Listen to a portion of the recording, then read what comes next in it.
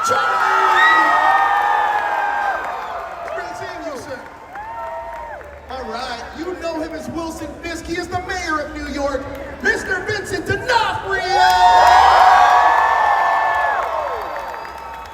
Yes, there he is. Hello, sir.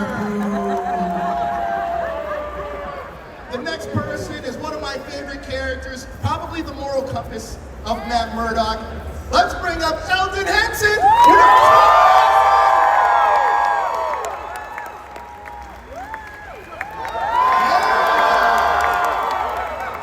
Hello, Elden. Now, the next person I want to bring up, he is a wild card, if you will. You know him as Benjamin Poindexter Dex. Let's bring him up, Wilson Bethel.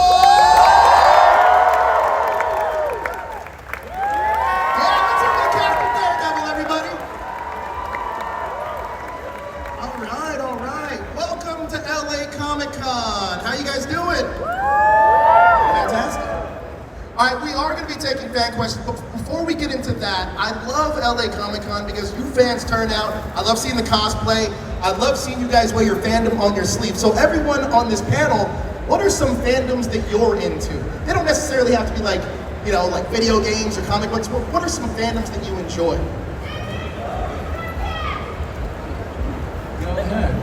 Wilson, you got a Dodger hat on. Yeah, I mean, I'm a Dodger fan. I didn't know we were like talking about sports and stuff. Yeah, of course, we can talk. Yeah, I'm a Dodger fan. I know Elden's a Dodger fan.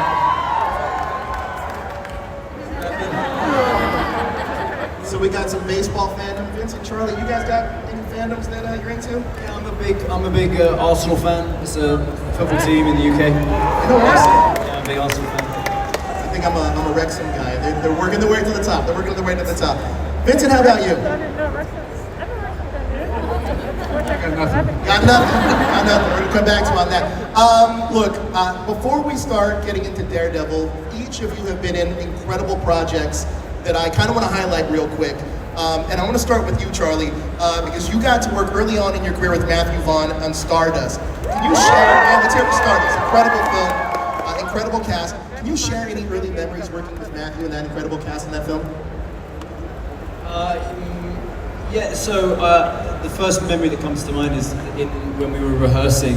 We were getting ready to start shooting. It was like one of the first days of rehearsal, and you know, I hadn't met anyone yet. I didn't know who was in this movie other than me, and they asked me to come down to Pinewood Studios to rehearse. And so I got in this car. I went down to Pinewood Studios outside London. And someone met me and they said, yeah, we're just going to do a little rehearsal with Bob. And I didn't know who Bob was, so I was like, okay, just, you know, I followed along. And then we went into one of the studios and Mr. Robert De Niro was waiting in there. And I had to do a fencing rehearsal with Robert De Niro, which is pretty surreal moment for a 22-year-old actor. It seems quite intimidating. It was pretty cool. For a young actor. Speaking of young actors, Vincent, early on in your career, you worked with one of the most iconic directors of our time, Stanley Kubrick. Full Metal Jacket, still such an outstanding, yes, let's hear it for that. Still an outstanding performance to this day, incredible film and timely, by the way. But your character work, the roles that you take, you disappear into them. So working with Stanley, can you talk about that experience? And is there any bit of direction that he gave you, or anything at all that he gave you that you still take with you today? Well, so that was my first film, so I was very lucky. Yes. So I don't think I would be here if it wasn't for Stanley casting me in that space. So I really didn't know much about anything other than theater at the time. Anybody that's ever worked with Kubrick will tell you that he doesn't direct you. Like he's very quiet, and if he feels like the scene isn't working, he would say stuff like, "You have to do it better." To me that was like, okay, Stanley Kubrick is putting me on the spot, so I better show up. You know what I mean? And so I remember that's the only thing he said to me really said anything to do with the character. He was sort of checking on me. There's a scene in the movie, I don't know if you guys remember, but I killed a drill instructor and then I killed myself. Yeah. And the night before we were going to do that, Matthew Modine and I were walking back to our cars, and Stanley, and by the way, Stanley was a super nice guy. He wasn't what people what you might think he was if you know anything about what people say. He was a really sweet man, but he had this tick where before he would speak, he would go everything. So Matthew and I are walking to our cars, and I hear behind me, and I'm like, oh fuck, he's gonna say something.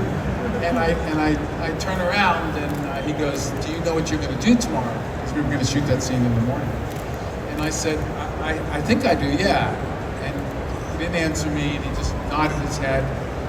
And he said, it has to be big, it has to be Lon Chaney big, like that. Matthew turned and looked at me, and I looked at Matthew because Matthew and I lived next door, literally like a half a block away from each other in London when we were shooting it. And he looked at me, and I looked at him because at my flat, back at my flat, on the dining room table was a stack of black and white horror films that I had been watching, and a couple of them were Lon Chaney's films. And so it was like a gift, like from nowhere. Confirmed what I was about to try and get away with the next day. He confirmed to me in that same sentence that I was on the right track. I don't know how he knew or what. It was like magic. Sometimes the universe just lines up like that. That's incredible. Yes. Thank you for sharing that. Incredible story. Elden, for you, man, you were such a pivotal part of my childhood. I wanted to be a Bash brother. I'm not gonna lie to you. I was jealous of Kenny Wu. I'm gonna tell you that right now. But being a young actor in Hollywood and working on the Mighty Ducks and doing the acting thing. Can you talk about those early memories of acting alongside that ensemble cast? And also, who was the best skater out of all the other Mighty Ducks? That's a good question. Yeah, I can talk about both of those things. Probably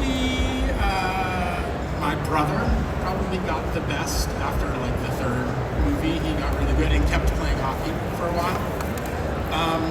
And yeah, those movies were really special. Up until that point, I had done a lot of, like one-line parts or like guest spots on TV shows and stuff, and that really changed everything for me.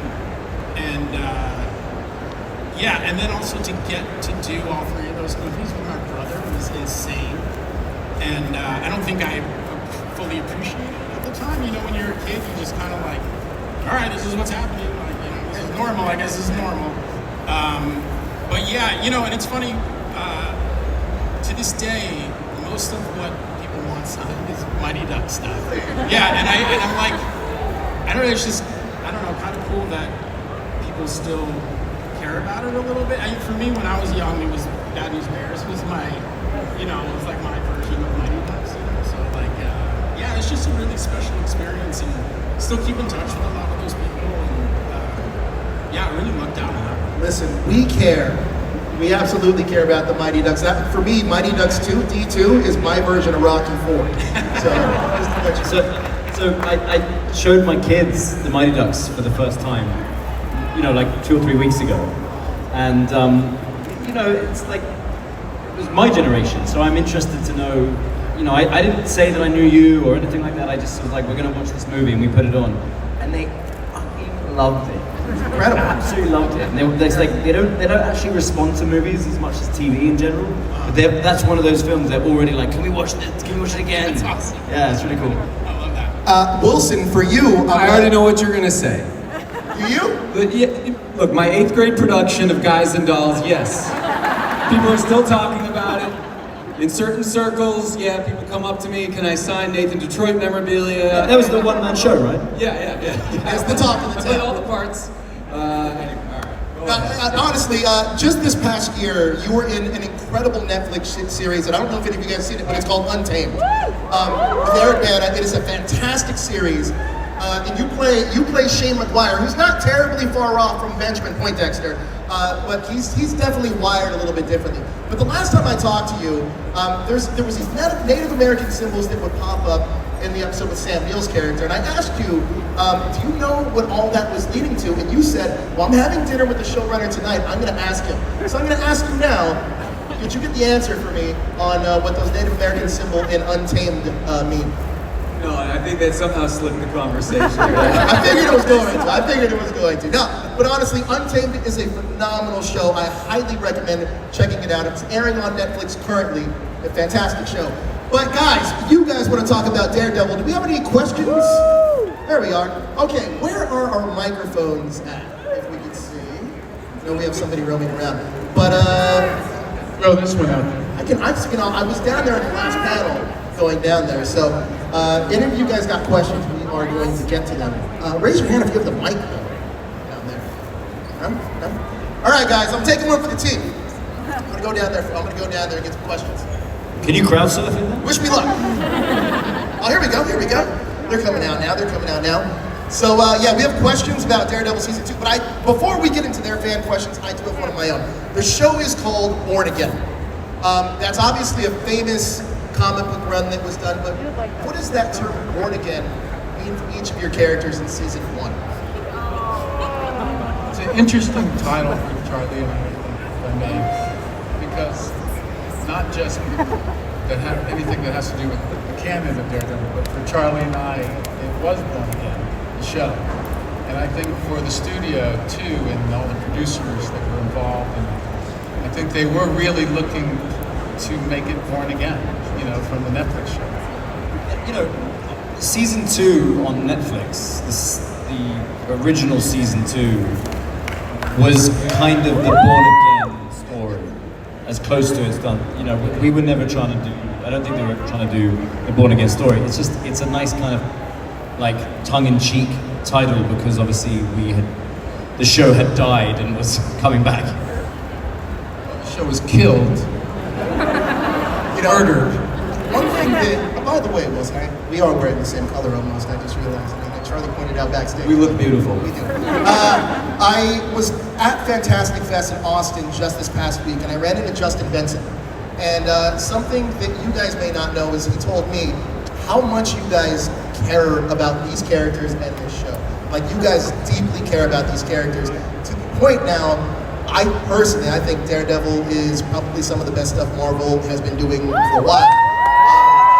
And I love the grounded nature of the series because it really does reflect kind of the world we live in. Obviously, there's superheroes in it, but it's a closer reflection than other universes we may have. So, talk to me about the passion that you guys have for finding the characters of, Wilson Fisk and Matt Murdock and everybody else.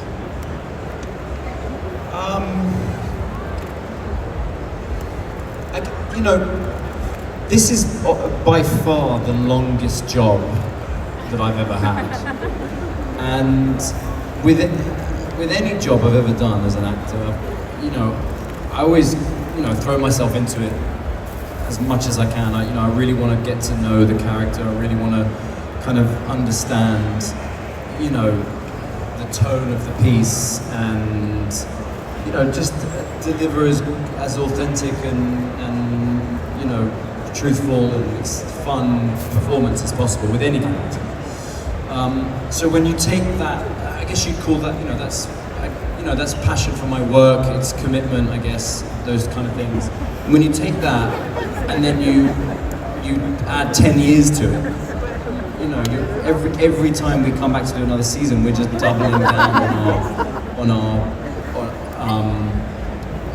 on that passion that you referred to. So then on top of that, when we're not filming or on our weekends, we get to come to, Comic-Cons like this and meet the fans and hear what they have to say, and how many people express to us how important these characters are, or how important the show is to them, or what it's meant for them in their lives. What's really cool now is like we're meeting adults who love this show, who were children when they first watched it. Do you know what I mean?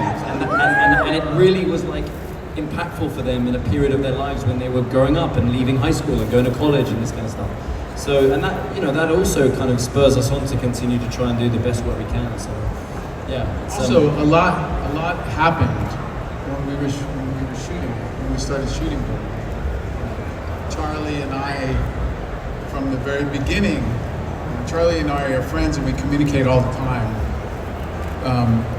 Not just because we like each other, but because we want the show to be the best it can. And we had many, many conversations about the fact that we were on a train that we felt we needed to stop.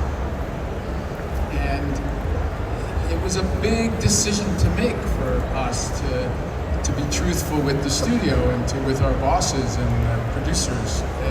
It wasn't something that we did just for the hell of it.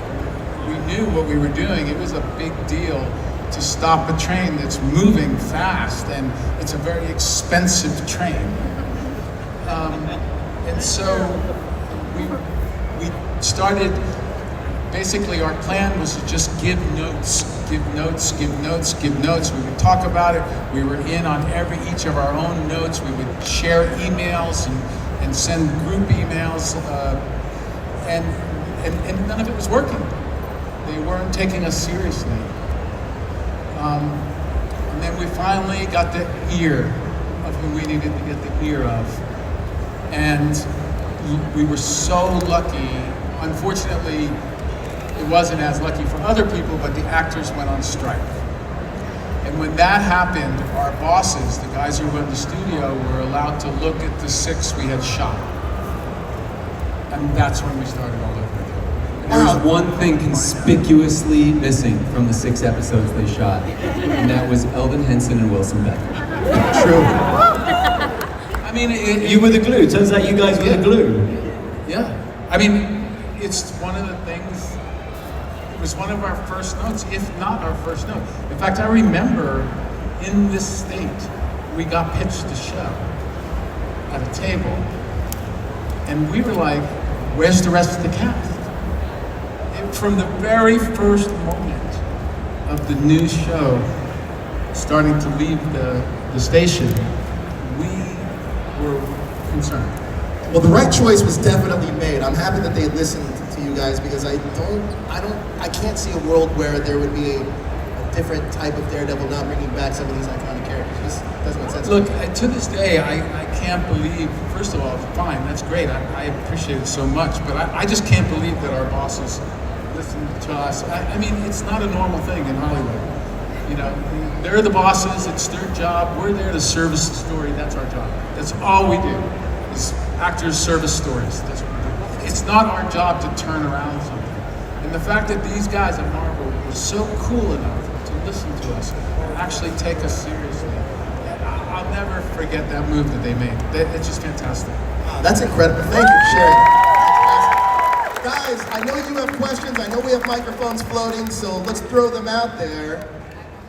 First question. Oh, boy, you want me to point? We're right next to you. Hi. I just want to say I'm actually a huge Heart of Dixie fan, and Wilson, you're my favorite character, so thank you for my comfort show.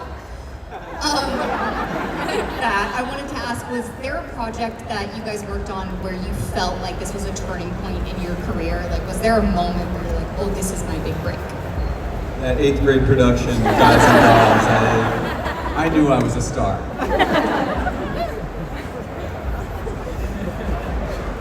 That 8th grade production, there we go. I gotta find that playbill now. I didn't even know him back then, and I knew he was a star. You heard. From yeah. I don't even know where I would have heard that. But You know, I think that's a really interesting question, because you might hear that question and think it has to do with, you know, you work on a project, and for whatever reason that project hits it big and it gets a lot of attention, and that's a turning point in career. And you know, often that will happen, and then you get more opportunities. But what I think is more interesting about that is when you get an opportunity to do some work that is not in your comfort zone, and regardless of whether that production is seen by people, it can change your mentality, and it can change the way you approach your work going forward. And I had a situation where I was a British actor, like bright-eyed and bushy-tailed, and playing a lot of very earnest young men who were trying to, figure out their way in the world, that kind of stuff, right? Did something with Disney, something for Paramount, that was just very who I kind of was as a human. And then those roles kind of started to dry up, and I didn't know, I wasn't getting any work, and I was really worried actually about what I was going to do with my life. And I got an opportunity to audition for Boardwalk Empire. And people don't know me necessarily from that show, but that was the first time when I played that character. It was so different to who I was, and it involved so much outside research for the first time. And I think it's really what made me fall in love with acting in a whole new way, where I felt like I could disappear into someone else. And so for me personally, that was a big turning point in my career, because it gave me the confidence to say, oh, I can play anything, I can do any character.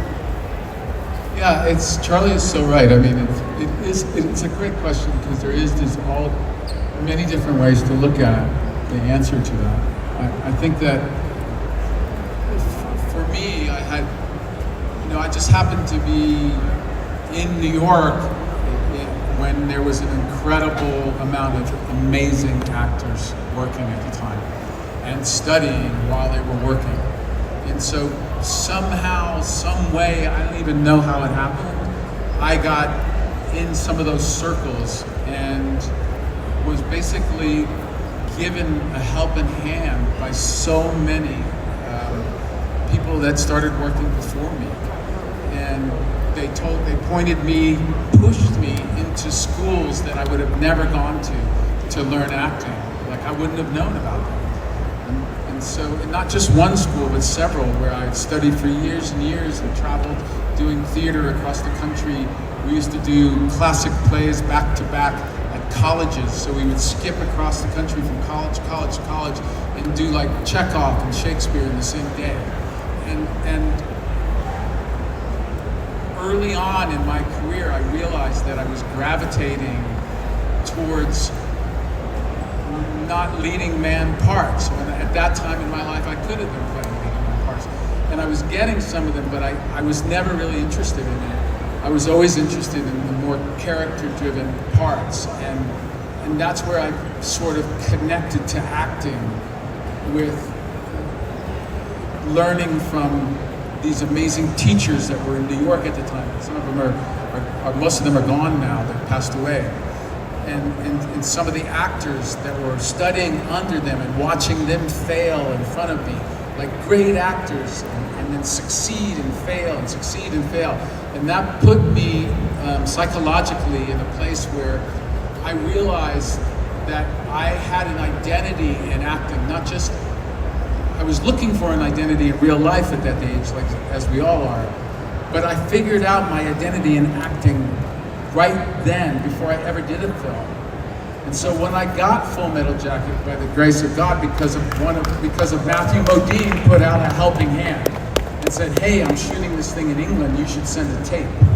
And I'm like, a tape? And he's like, yeah, VHS. And I'm like, VHS? You know, like the cameras were like this big back then, and you had to wear a deck over your shoulder. And so I went and rented a giant camera and a deck and sat on a stoop on 10th Avenue and 21st Street, stairwell, and me and my friend Steve, we shot a monologue from a play that I was doing at the time.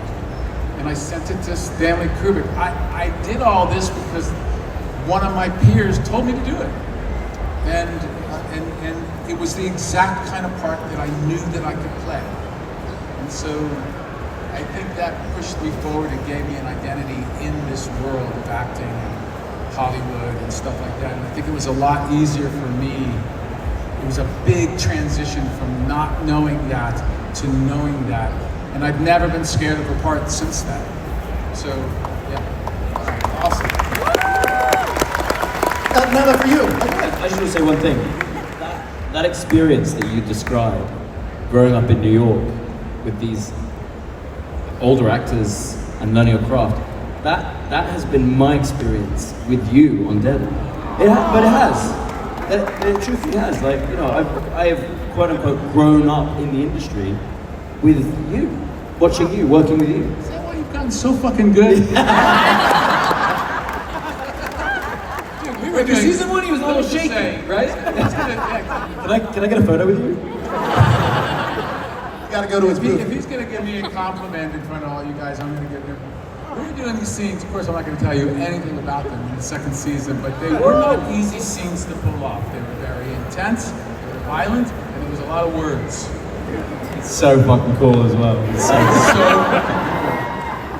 And his performance, it was only the two of us, and his performance coming at me, I didn't even have to act. I was just reacting off of this guy. So if I helped you do that, that's awesome, because he's great. I love hearing stories like that. Incredible.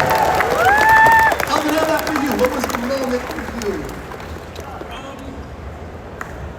It's kind of hard to say. I mean, I think it wasn't even really a job. So when I was young, I had this friend named Lewis, whose father, Nick Castle, was a writer and a director, and actually, fun fact, he was the guy who played the original guy in the mask in the original Halloween movie.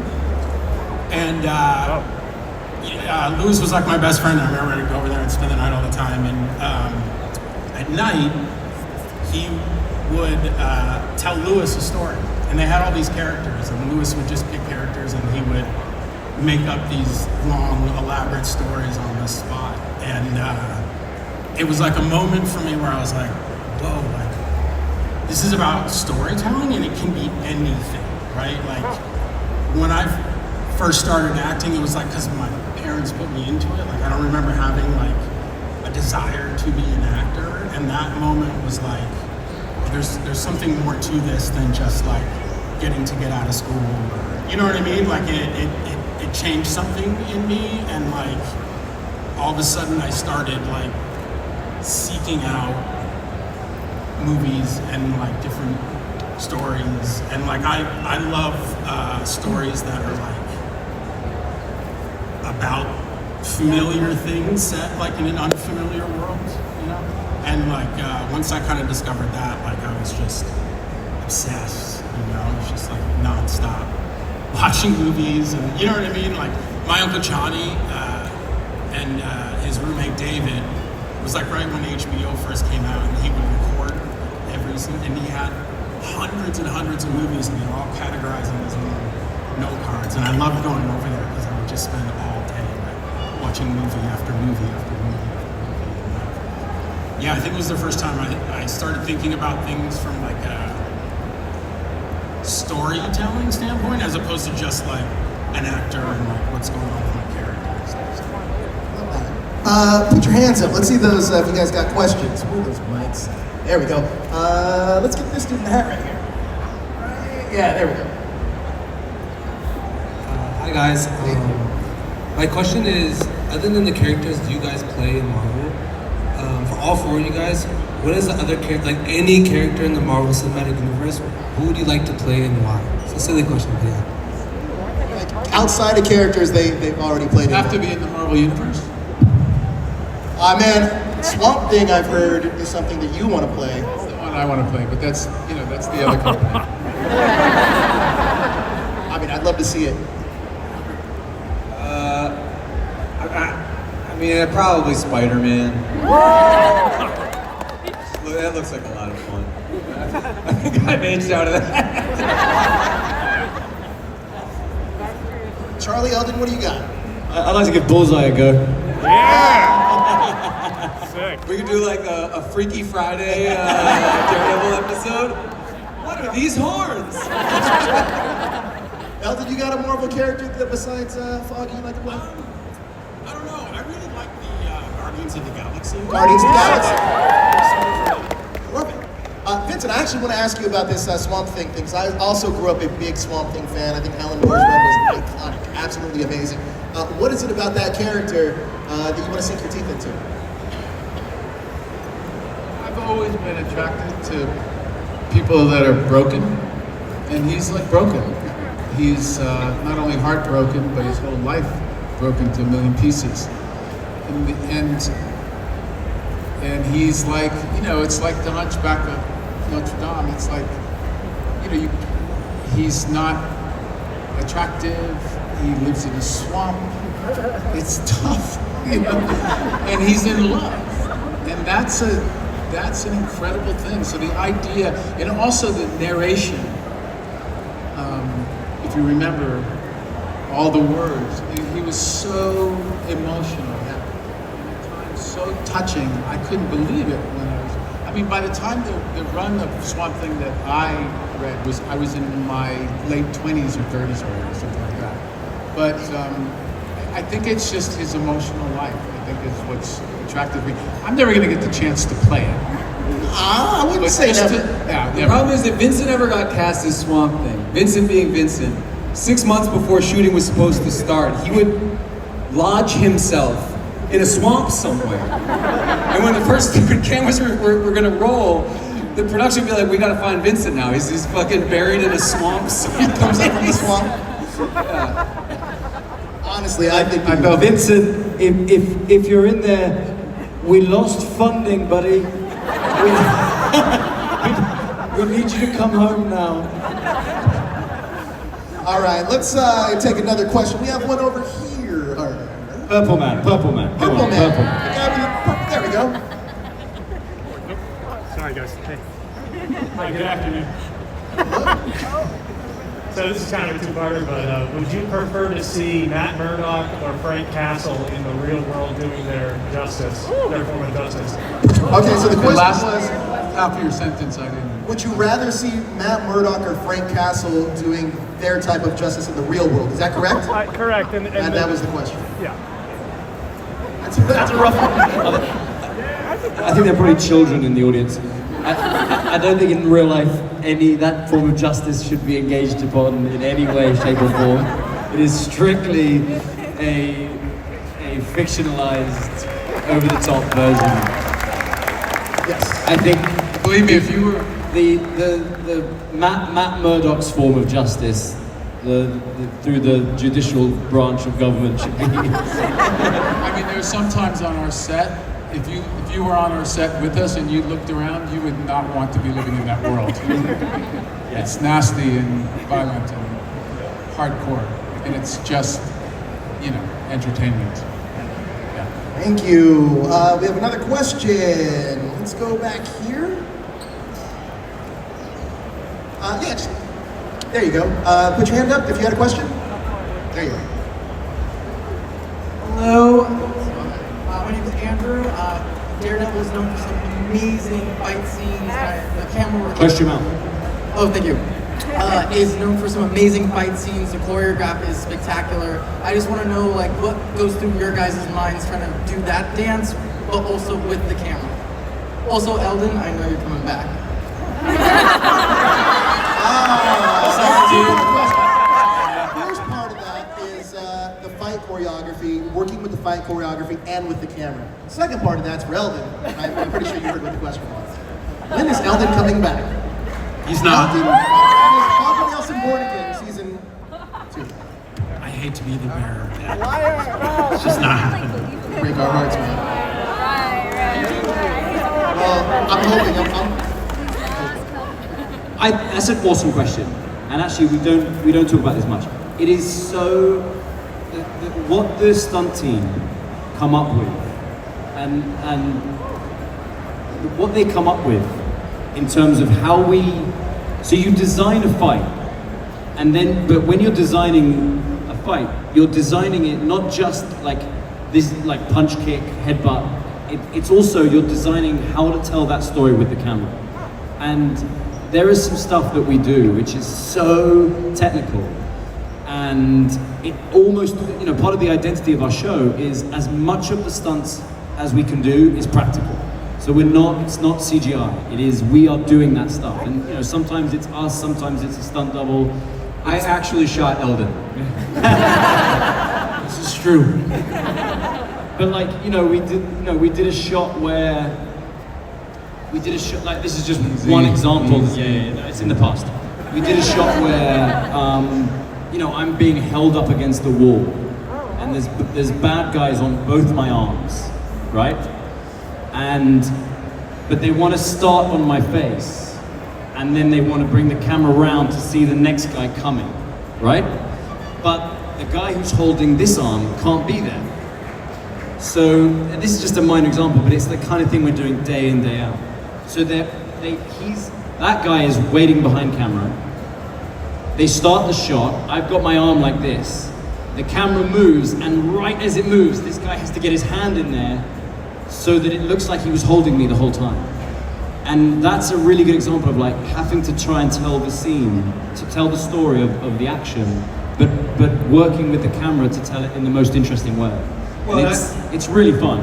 The coolest example that I remember of this is in the opening action sequence of Born Again, where Elden gets shot.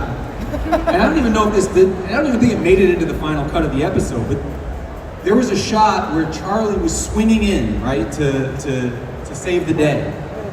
And we were shooting this on the street in Brooklyn at like 4 o'clock in the morning or whatever. And they rig up the camera operator to a crane. Yeah, that's right. 4 stories high. And you've got a stunt man who's wearing the Daredevil. Nico, the stunt my stunt double. And you've got the camera guy right behind him. And Nico jumps off of a 4-story crane swinging down. And a camera guy, our stunt coordinator, Phil Silvera, with a full camera rig on his chest, then jumps off the same crane directly behind him, swinging to catch the shot. I mean, it was like insane. So the camera operator was doing a stunt to film the stunt. Yeah. And in one of the takes, Phil like got caught in the rig. Like it was really scary. He like got caught in the rig. It was like, anyways, like the camera work on the show, to your point, is like meticulously thought about. And as Charlie was saying, it is like, you know, it's the kind of stuff that you don't always get to see the behind the scenes that viewers, especially because there's just like fast cuts, you know, but like incredible work goes into this stuff. And they deliver these very detailed, what they call pre-visits to us, where the stunt guy, our coordinator Phil, they actually shoot the stunt scene and then they bring it to us and we get to see it. I mean, it's a whip too. You can call it a whip, a work in progress as well. But we see these things, and I'll never forget the first time, because I had never done that, because I started working 30 years before any of these little pipsqueaks here. And I remember the first day I got a previs, and I'm like, who the fuck are these people telling me what to do? I was like so like old school, and I'm like, no. And I was sitting on my couch, and my youngest was next to me. And he goes, "What are you looking at?" I'm like, "It's nonsense. You don't want to see it." And he took it from me, and he watched it. And I watched his face. He was like, "This is so cool." And I'm like, "Okay, all right, fine." So from now on, I'm like, love previses like everybody else, and it's like the best way, because they show us whether it's going to work or not. And what Charlie was saying about the story element, they're telling the story, you know, as well as doing a really good kick-ass fight scene. It's amazing all the work that's put into that. Unsung heroes, man. Those are some unsung heroes you guys have. Yeah, but now they have an Academy Award, right? They have an Academy Award. Hard work pays off. Vincent, I have a fan theory question that's been burning in me for a long time that I just want to ask you. In the last season of in Daredevil Born Again, we see Wilson Fisk crush a dude's head. Like legit crush a dude's head. Does Wilson Fisk have any super serum running through him at this point now when he had to get his eye healed from Echo? No super serum, that's all Fisk. Okay. It's all Fisk, yeah. Okay. It's all Fisk. Back to your guys' questions. Thank you for clearing that up. We'll go right here with you have the glasses right here? Yeah. Hi. So I want to know, what was it like playing these characters again after all that time between like Daredevil and Daredevil Born Again? How was the experience different? So fun. I mean, can you imagine having a job like this? I mean, it's like so much fun. You know, I get to create this batshit crazy human being, you know, that everybody relates to for some reason. You know, it's just an extraordinary amount of fun. I mean, it's hard work. I mean, it's not digging ditches, but it is hard work. And not just the actors, it's everybody involved, you know. And it was such a, when we got the word, it was like, can you imagine getting that word? I mean, talking to Kevin Feige on the phone for the first time, and him telling you, hey, welcome to the MCU. It's like, wow, okay. Like, and never in my life did I think that I would even give a fuck about the MCU. Now it's like, wow, this is fucking great. Because I love the character, and I love what ever since Iron Man, what they did, and like, it was like, I was with you guys, I was like a total fan. And the idea that our little show on Netflix was being invited to this bigger platform, and that we were not the stepchild, but we're still all kind of the stepchild, but the stepchild got their own room.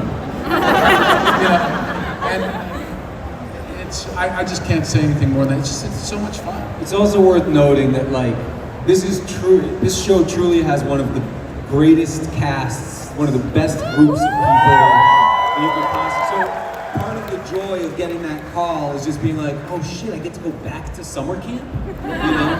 And that's you know, that's not to be underestimated as well. Like that is really true. Like it's a really good bunch of people, and we all get on, and we're all passionate, and there's no bad eggs.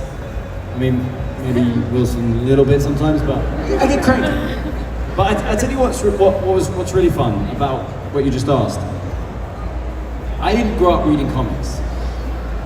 When I heard about Daredevil, I thought it was like Evel Knievel. I thought it was like a Daredevil. I didn't know he was a Marvel superhero. I knew nothing. So when we were shooting those first few seasons on Netflix, I would read the scripts and I'd be like, I'd read things and I just didn't get, there was some stuff I just didn't really get it. You know, I remember like, in the first season there's an episode where my character goes to Melvin Potter's house. I don't know who Melvin Potter is. And then there was a reference to stilts in the corner. And I was like, what weird, I don't know what that means. It didn't mean anything to me. Now, having come to these conventions and met the fans and seen the reaction and read what people have said and heard what people, you know, and having read so many comics at this point, I now read these scripts. We read these scripts, and like something will happen. I'll be like, oh, that's so cool. Like I can imagine how the fans are gonna respond to it. And like there's obviously I can't say anything, but there's a couple of moments in this next season which are so cool. And so it's really fun to kind of be able to keep making the show whilst also now having become, you know, like such, like so aware of what people respond to. Well, look, Vincent, you called it the stepchild. I think Daredevil's the prodigal son returning. There we go, right? But you guys have been, I like that. Yeah, you guys have been fantastic. Thank you so much for your time and your generosity.